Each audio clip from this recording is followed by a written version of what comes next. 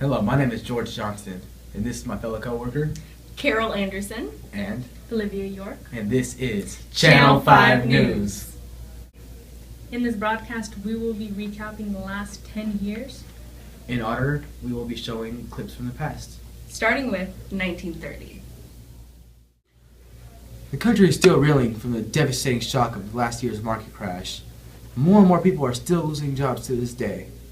Now, at least 25% of the people in America are unemployed. Last year, construction began on the Empire State Building, located in New York City. Today, we are quite pleased to announce the grand opening of the architectural wonder was held on May 1st, 1931. Three Musketeers is the best candy bar out there.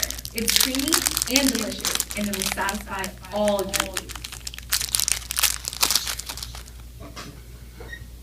June 1932, bonus March veterans of the First World War had received certificates that were made redeemable in 1945 for a whopping $1,000 each.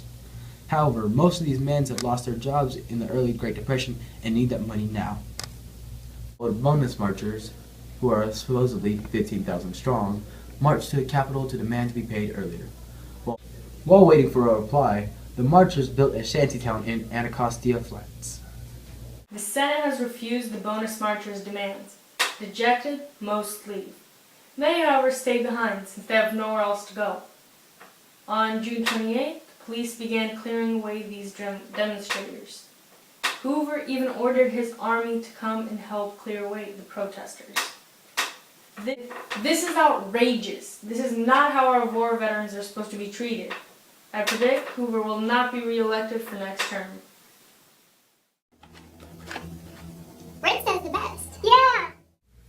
The Agricultural Adjustment Act was passed in May 1933. It established the administration under the leadership of Henry Wallace. Its goal is to provide a domestic allotment plan that will give some financial support to farmers and allow them to produce less food. Less food on the market will drive up the prices. At least that's the plan. Seems like a good idea in theory, but we'll just have to wait and see. IRA, the Indian Reorganization Act. This year, 1934, Congress passes the Indian Reorganization Act to promote tribal organization and to give federal recognition to tribal governments. Earlier this year, 1935, the National Relations Act, also known as the Wagner Act, created several new relief programs. One of these, the Works Progress Administration, has already created hundreds of thousands of jobs. These programs will construct new public buildings, roads, and bridges, but most importantly, they will provide a much-needed source of income. Another important part of the New Deal is the creation of the Social Security Act. This established a system of old age pensions, which are funded by taxing every working American's paycheck.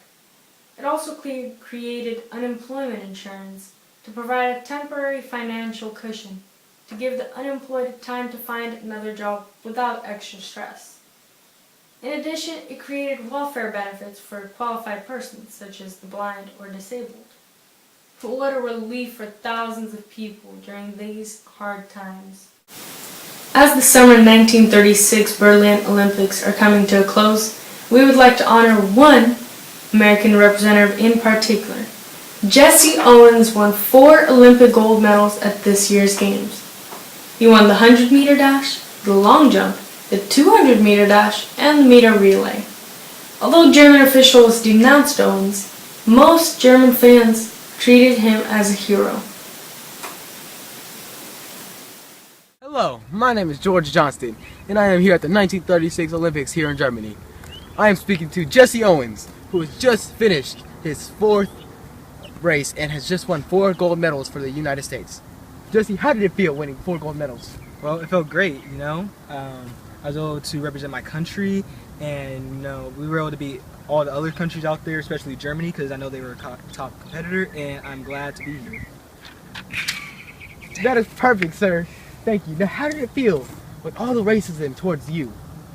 Well, you can't let it get to you because it will let it get in your head, then it's gonna mess you up, and I don't have time for that. You don't have time for that? That is a perfect answer, sir.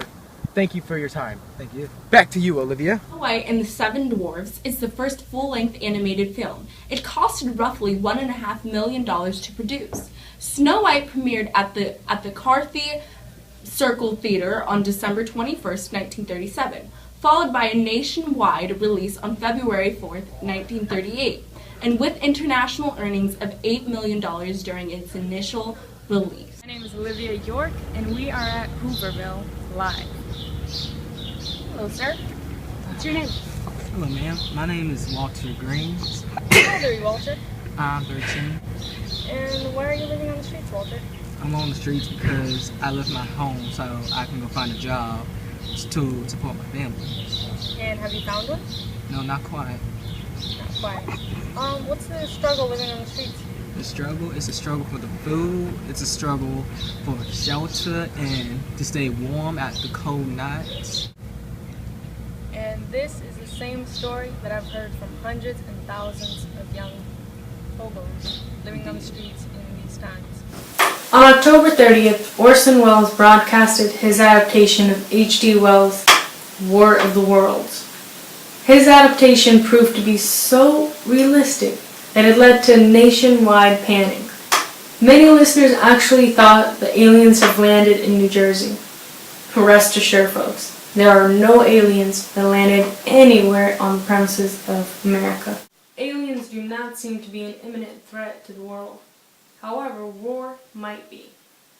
Germany has invaded Poland, renounced its pact with England, and concluded its 10-year non-aggression pact with the USSR.